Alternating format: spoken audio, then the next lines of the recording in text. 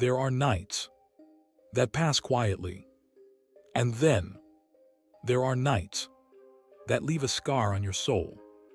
This story is not a rumor, not a legend, but a real encounter recorded in the personal diary of a man who never believed in the supernatural until that night. It was winter of 2013. A man named Jonas Wilson was living alone in a small countryside house on the outskirts of Vermont, USA.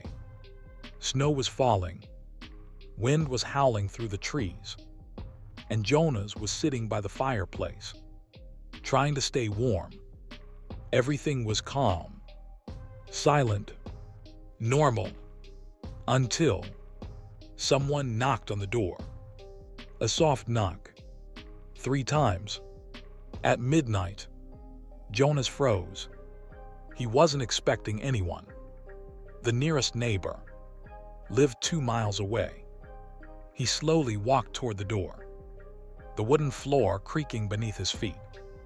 And from the other side, a tiny voice whispered, "Sir, can we come in? We need help." It sounded like a child, but something felt wrong.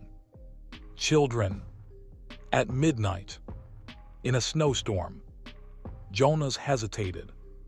He asked, "Who are you? Are you lost?"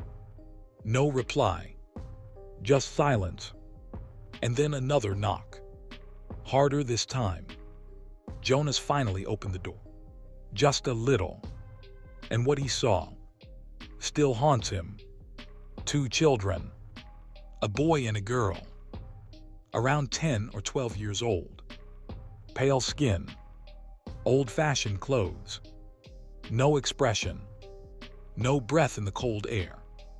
And their eyes were completely black.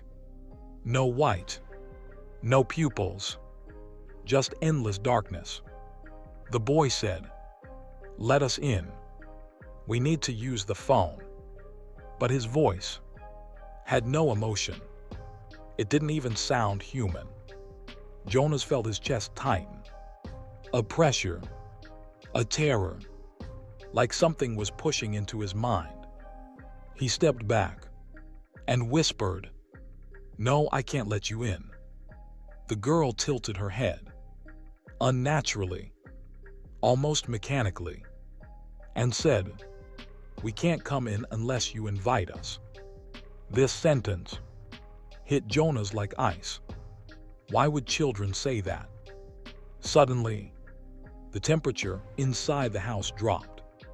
Lights flickered. Jonas felt a heavy presence, like someone was standing behind him. The boy's tone changed. "Let us in."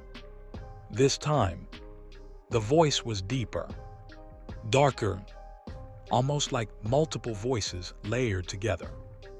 Jonas slammed the door with all his strength and locked it. The knocking stopped. Dead silence.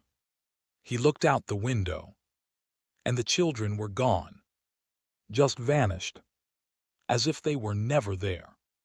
The next morning, Jonas checked outside.